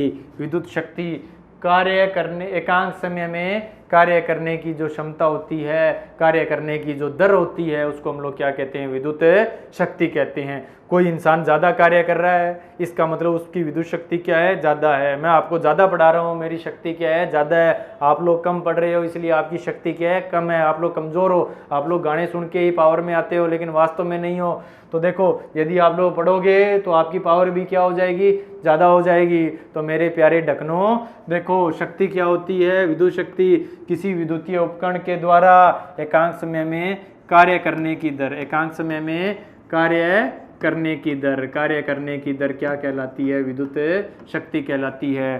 तो शक्ति बराबर क्या होगा, W बटा में T होगा। कार्य है, कार्य की इकाई क्या होती है, जूल होती है। कार्य की इकाई क्या होती है, जूल होती है।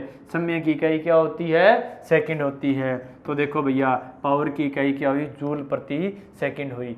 पावर की इकाई क्या हुई, जूल प्रति सेकंड हुई। पावर को हम लोग किस में नापते हैं, वाट में नापते हैं। किस में नापते हैं, वाट में नापते हैं। एक इकाई ये भी है जूल प्रति सेकंड, पावर की एक इकाई जूल प्रति सेकंड भी है, लेकिन इसकी जो ऐसा इकाई है वो क्या है, वाट है।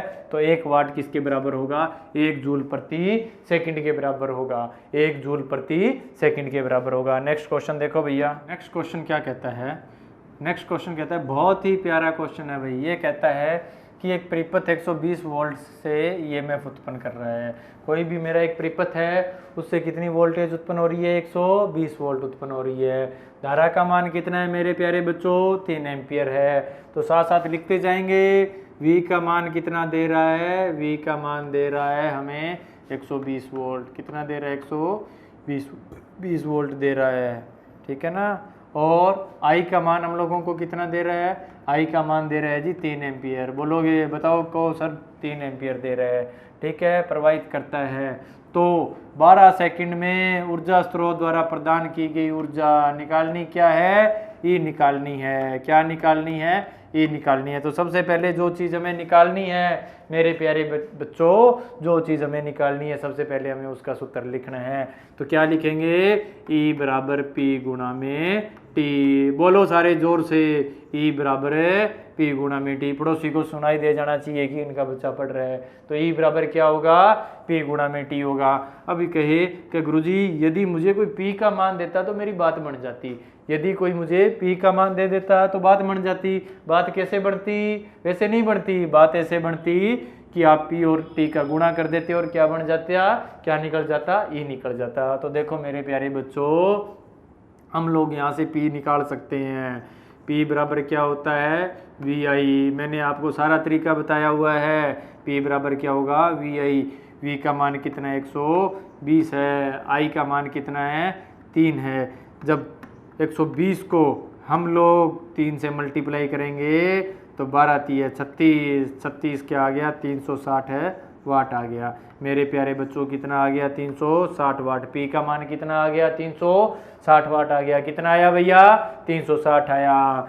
ई बराबर क्या हुआ, ई बराबर होगा पी गुणा में टी। बताओ भाई ई बराबर क्या होगा, पी गुणा में टी होगा। पी का मान रखो 360, पी का मान रखा 360। टी का मान कितना आया, कितना था, 12 सेकंड। कितना था रे भैया, 12 सेकंड था। तो देखो ई बराबर कितना आया, जब हम 12 को 36 से मल्टीप्लाई करेंगे तो आएगा 4320। कितना आएगा, 4320 जूल। कितना आ गया मेरे प्यारे बच्चों, 4320 जूल उत्तर आ गया। ठीक है ना, बहुत ही प्यारा क्वेश्चन है। ठीक है, नेक्स्ट क्वेश्चन हम लोग कुछ भी नहीं करना, कुछ भी नहीं करना। क्या करना है, वी का मान दिया हुआ है, आई का मान दिया हुआ है। सबसे पहले जो मान दिए हुए हैं, बार बार एक ही बात कर रहा हूँ, ठीक है, जो चीज़ हम लोगों को दी हुई है उसको लिखोगे, क्या पूछ रहा है वो लिखोगे, पूछने वाले का सूत्र लिखोगे, उसमें किस किस वैल्यू की ज़रूरत है वो लिखोगे और न्यूमेरिकल हो जाएगा। नेक्स्ट क्वेश्चन करते हैं। नेक्स्ट क्वेश्चन क्या कह रहा है, वाट मीटर कार्य करता है। वाट मीटर किसको नापने का कार्य करता है, शक्ति को नापने का कार्य करता है। वाट मीटर के द्वारा शक्ति नापी जाती है। ठीक है ना, तो एनर्जी मीटर के द्वारा क्या नापी जाती है, ऊर्जा मापी जाती है। एम्पियर मीटर के द्वारा क्या मापी जाती है, धारा मापी जाती है। और रेजिस्टेंस मीटर के द्वारा, ओम मीटर के द्वारा क्या मापा जाता है, प्रतिरोध मापा जाता है। तो मुझे ये बताओगे कि जी मेगर का क्या कार्य है, फिर मेगर का क्या कार्य है ये आप मुझे बताओगे। ठीक है, नेक्स्ट क्वेश्चन देखते हैं।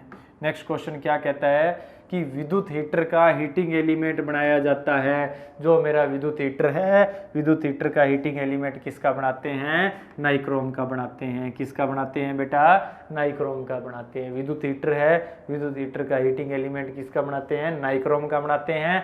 और इसका जो तापमान है वो कितना रखते हैं, वो रखते हैं 900 डिग्री सेंटीग्रेड। कितना रखते हैं, 900 डिग्री सेंटीग्रेड रखते हैं। तो विद्युत हीटर का जो हीटिंग एलिमेंट है वो किसका बनाया जाता है, वो बनाया जाता है नाइक्रोम का। और हमारा जो पंखा होता है, पंखे में जो रेजिस्टेंस लगाया जाता है, ठीक है ना, उसके रेगुलेटर में जो रेजिस्टेंस लगाया जाता है वो किसका बनाया जाता है, यूरेका का बनाया जाता है। पंखे के रेगुलेटर में रेजिस्टेंस, पंखे के पंख लग गए आपको, पंखे के रेगुलेटर,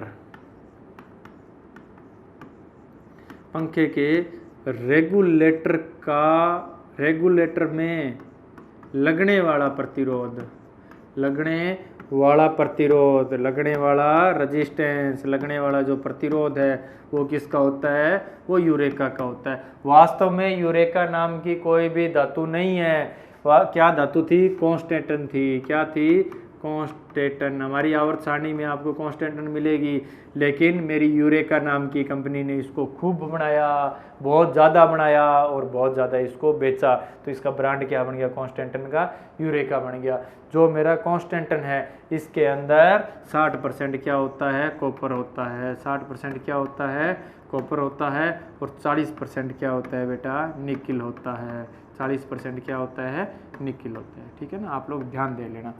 अब नेक्स्ट क्वेश्चन हमारा ये कहता है, नेक्स्ट क्वेश्चन क्या कहता है कि जी जल है, जल की स्पेसिफिक हीट कितनी होती है, जल है, जल की विशिष्ट ऊष्मा कितनी होती है, 1 होती है। कितनी होती है बेटा, 1 होती है। ठीक है, अब यहाँ तक हमारे क्वेश्चन कंप्लीट होते हैं। अब मैं आपको एक नई चीज़ समझाता हूँ, वो समझाता हूँ जी हॉर्स पावर। हम लोग बार बार हॉर्स पावर पढ़ रहे थे, ये हॉर्स पावर क्या भला है, ये हॉर्स पावर क्या होती है। तो देखो कि यदि कोई मेरी मशीन है, कोई भी मेरी ध्यान से समझना, यदि कोई मेरी मशीन है वो किसी वस्तु पर, ये कोई वस्तु है, इस वस्तु पर 4500 केजी का यदि बल लगाती है, कितना बल लगाती है, 4500 केजी का यदि बल लगाती है, और इसको एक मिनट में, इसको एक मिनट में, कितने मिनट में, एक मिनट में, कितने मिनट में आया, एक मिनट में, एक मिनट में यदि 1 मीटर विस्थापित करे, डी का मान कितना है, 1 मीटर, यदि 1 मीटर विस्थापित करे तो मशीन के द्वारा उत्पन्न क्षमता कितनी होगी, किस में नापेंगे, हॉर्स पावर में नापेंगे, ठीक है ना। तो उसको क्या कहते हैं, उस मशीन की जो शक्ति है उसको क्या कहते हैं, हॉर्स पावर कहते हैं। यदि कोई मशीन है वो किसी वस्तु पर 45 किलो का बल लगाती है, कितने समय तक, 1 मिनट में उसको क्या करती है, 1 मीटर तक उसको क्या कर देती है, विस्थापित करती है, तो ये मशीन की कौन सी शक्ति कहलाती है, हॉर्स पावर शक्ति कहलाती है, हॉर्स पावर कहलाती है। तो हॉर्स पावर का क्या सूत्र होगा, एक HP बराबर शक्ति है, शक्ति बराबर क्या होता है, कार्य बटा में समय, शक्ति बराबर क्या होगा, W बटा में T। तो क्या होगा बेटा, कार्य का सूत्र क्या होगा, बल गुणा में विस्थापन, बल गुणा में विस्थापन, बल गुणा में विस्थापन, बटा में क्या होगा बेटा, समय होगा, बटा में क्या होगा, समय। अब यदि समय मैं मिनट में ले रहा हूँ, यदि मैं समय किस में ले रहा हूँ, मिनट में ले रहा हूँ, तो मैं किससे गुणा कर दूंगा, 4500 से गुणा कर दूंगा, किससे गुणा कर दूंगा बेटा, 4500 से गुणा कर दूंगा, ठीक है। और यदि मैं समय किस में ले रहा हूँ, सेकंड में ले रहा हूँ, किस में ले रहा हूँ, सेकंड में ले रहा हूँ, उस केस में क्या होगा, मिनट को सेकंड में बदलना है, तो 1 मिनट में कितने सेकंड होते हैं, 60 सेकंड होते हैं। 1 मिनट में कितने सेकंड होते हैं बेटा, 60 सेकंड होते हैं। कितने होते हैं मेरे प्यारे बच्चों, 60 सेकंड होते हैं। तो मैं इसको 60 से क्या कर दूंगा, भाग कर दूंगा, क्या कर दूंगा, भाग कर दूंगा। तो हमारा जो सूत्र आएगा वो आएगा बल गुणा विस्थापन, बल गुणा विस्थापन, बटा में समय। समय हम लोग किस में ले रहे हैं, सेकंड में ले रहे हैं, किस में ले रहे हैं, सेकंड में, गुणा में क्या आ जाएगा बेटा, 75 आ जाएगा, क्या आ जाएगा, 75। ये क्या होती है, हमारी हॉर्स पावर होती है। तो ये फॉर्मूले दोनों आप लोग याद करना। अगर मैं मिनट में ले रहा हूं तो क्या होगा, बल गुणा विस्थापन बटा समय गुणा 4500। 4500 क्यों लिया, क्योंकि जो मशीन पे बल लग रहा है, मशीन कितना बल लगा रही है, जो बल लगा रही है वो कितने किलो का लगा रही है, 45 किलो का लगा रही है। कितने का लगा रही है, 4500 किलो का लगा रही है। यदि सेकंड में करूंगा तो इसमें क्या होगा, 4500 से 4500 को किससे भाग करूंगा, 60 से भाग करूंगा, क्या आ जाएगा, 75 आ जाएगा, ठीक है ना। क्या आ जाएगा बेटा, 75 आ जाएगा। आगे देखो, आगे देखो भाई, आगे क्या होता है, एक हॉर्स पावर, एक हॉर्स पावर क्या होता है, 75 मीटर केजी प्रति सेकंड, 75 मीटर केजी प्रति सेकंड होगा। और यदि मैं इसको किस में नापूंगा, एक हॉर्स पावर को, एक हॉर्स पावर को यदि मैं किस में नापता हूँ, मिनट में नापता हूँ, तो क्या होगा, 4500 मिनट केजी प्रति सेकंड होगा, 4500 मिनट केजी प्रति सेकंड होगा। तो एक हॉर्स पावर बहुत इजी है, दोबारा समझ लेना कि यदि कोई मशीन है वो किसी वस्तु पर 4500 केजी का बल लगाती है, किसका बल लगाती है, 4500 केजी का बल लगाकर उस वस्तु को 1 मिनट में, 1 मिनट में 1 सेकंड 1 मीटर तक विस्थापित कर दे, 1 मिनट में 1 मीटर तक विस्थापित कर दे, तो मशीन के द्वारा जो लगने वाली शक्ति है वो कितनी होगी, 1 हॉर्स पावर होगी भाई, कितनी होगी, 1 हॉर्स पावर होगी। ये 2 फॉर्मूले आप लोग याद रखना, एक पीछे मैंने आपको 2 फॉर्मूले बताए थे वो आप लोग याद रखना। उसके बाद में हम लोग एक नई चीज़ और पढ़ते हैं मेरे प्यारे बच्चों, वो है उपयोगी ऊष्मा। वो क्या है, उपयोगी ऊष्मा। देखो उपयोगी ऊष्मा क्या होती है, यदि मेरी किसी वस्तु के द्वारा ली गई ऊष्मा, यदि वस्तु के द्वारा ली गई ऊष्मा या वस्तु के द्वारा उपयोग की गई ऊष्मा को क्या कहता हूं मैं, उपयोगी ऊष्मा कहता हूं। किसी वस्तु के द्वारा, किसी वस्तु के द्वारा, किसी वस्तु के द्वारा, वस्तु के द्वारा ली गई, क्या ली गई? ऊष्मा। किसी वस्तु के द्वारा ली गई ऊष्मा या उपयोग की गई ऊष्मा, या उपयोग की गई ऊष्मा क्या कहलाती है? उपयोगी ऊष्मा कहलाती है। जो मेरी उपयोगी ऊष्मा है वो किस पे निर्भर करती है? वस्तु के द्रव्यमान पे। किस पे निर्भर करेगी? वस्तु के द्रव्यमान पे बेटा, द्रव्यमान पे निर्भर करेगी। और जो उपयोगी ऊष्मा है ये वस्तु के द्रव्यमान के क्या होगी? समानुपाती होगी। दूसरा, जो मेरी उपयोगी वस्तु है, जो मेरी उपयोगी ऊष्मा है, ये उपयोगी ऊष्मा किस पे निर्भर करेगी? वस्तु की विशिष्ट ऊष्मा के। किस पे निर्भर करेगी? वस्तु की विशिष्ट ऊष्मा के। किस पे निर्भर करेगी? वस्तु की विशिष्ट ऊष्मा के। मतलब जो H है वो डायरेक्टली प्रोपोर्शनल किसके होगा? S के होगा। H है वो डायरेक्टली प्रोपोर्शनल किसके होगा? H के होगा, S के होगा भाई, ठीक है ना। H है वो डायरेक्टली प्रोपोर्शनल किसके होगा बेटा? S के होगा। ध्यान से देखना, ये बहुत इंपॉर्टेंट है आपके लिए, तभी करवा रहा हूँ। तीसरी बात क्या है? जो मेरी उपयोगी ऊष्मा है, ये वस्तु के तापांतर पे भी निर्भर करती है। वस्तु के तापांतर पे भी निर्भर करती है। किस पे निर्भर करती है? वस्तु के तापांतर के। तो H बराबर H समानुपाती किसके होगा? डेल्टा T के होगा। H समानुपाती क्या होगा? डेल्टा T के होगा। तो मैं यहाँ ये सूत्र लिख सकता हूँ, तीनों को मैं मिलाऊंगा, कॉमन सूत्र आएगा तीनों समीकरणों को। H समानुपाती MS delta T, MS delta T। आप लोग ये बात भी जरूर याद रखना बेटा, ये सीधा संबंध पेपर में पूछा जाता है। ये सीधा जो उपयोगी ऊष्मा, कोई वस्तु है वो कितनी ऊष्मा उपयोग में ला रही है या उस वस्तु के द्वारा कितनी ऊष्मा दी जा रही है, उसको हम लोग क्या कहते हैं? उपयोगी ऊष्मा कहते हैं। जो उपयोगी ऊष्मा है ये वस्तु के द्रव्यमान पे निर्भर करेगी। जो उपयोगी ऊष्मा है ये वस्तु के द्रव्यमान के निर्भर करेगी और द्रव्यमान के क्या होगी? डायरेक्टली प्रोपोर्शनल होगी, समानुपाती होगी। उपयोगी ऊष्मा है ये वस्तु की विशिष्ट ऊष्मा के भी क्या होगी? समानुपाती होगी। वस्तु की विशिष्ट ऊष्मा के क्या होगी? समानुपाती होगी। H समानुपाती क्या होगा? S होगा। और तीसरी जो उपयोगी ऊष्मा है वो वस्तु के तापांतर के भी क्या होगी? समानुपाती होगी। जो ताप में अंतर है उसके भी क्या होगी? समानुपाती। H समानुपाती क्या होगा? डेल्टा T होगा, ठीक है। उसके बाद में हम लोग पढ़ते हैं तापीय दक्षता। क्या पढ़ते हैं बेटा? तापीय दक्षता, थर्मल एफिशिएंसी। क्या होती है बेटा थर्मल एफिशिएंसी? तापीय दक्षता क्या होती है? तापीय दक्षता का सूत्र है उपयोग में ली गई ऊष्मा, उपयोग में ली गई ऊष्मा।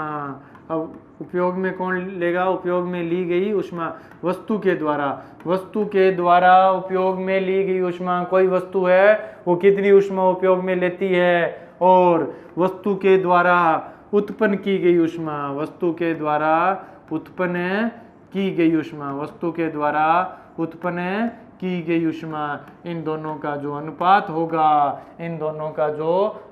होगा उसको मैं क्या कहता हूँ? तापीय दक्षता कहता हूँ, एफिशिएंसी कहता हूँ। गुणा में क्या आ जाएगा बेटा? 100 आ जाएगा। तो इसका जो एफिशिएंसी का, तापीय दक्षता का जो सूत्र होगा वो क्या होगा? उपयोगी ऊष्मा का क्या सूत्र है? MS डेल्टा T बटा में उपयोग में जो लाई गई ऊष्मा है उसको क्या कहते हैं? जूल के नियम के अनुसार उत्पन्न ऊष्मा कितनी होती है? H बराबर क्या होता है? I²RT। तो क्या होगा? I²RT। और साथ में किसका आ जाएगा? जूल नियतांक का मान आ जाएगा, वो आएगा 0.24। क्या आ जाएगा? 0.24। गुणा में क्या आ गया बेटा? 100। प्रतिशत में निकालने के लिए हम लोग किससे गुणा कर दिया? 100 से गुणा कर दिया। ये आप लोग दो फॉर्मूले जो मैंने क्वेश्चनों के बाद में जो फॉर्मूले लिखवाए हैं ये मोस्ट इंपॉर्टेंट है, इनका ज्ञान भी होना आपको बहुत ज़्यादा जरूरी है। तो देखो तापीय दक्षता क्या होती है? उपयोग में ली गई ऊष्मा और उत्पन्न ऊष्मा का जो अनुपात है, वस्तु के द्वारा वस्तु कितनी ऊष्मा उपयोग में लाती है और कितनी ऊष्मा उत्पन्न करती है, उन दोनों का जो अनुपात है उसको हम लोग क्या कहते हैं? तापीय दक्षता कहते हैं। तो तापीय दक्षता बराबर क्या हो? MS डेल्टा T बटा में 0.24 आई स्क्वायर है RT गुणा में 100। धन्यवाद साथियों, आपने इतना अच्छे से समझा, इतना अच्छा कोऑपरेट किया, उसके लिए बहुत बहुत धन्यवाद।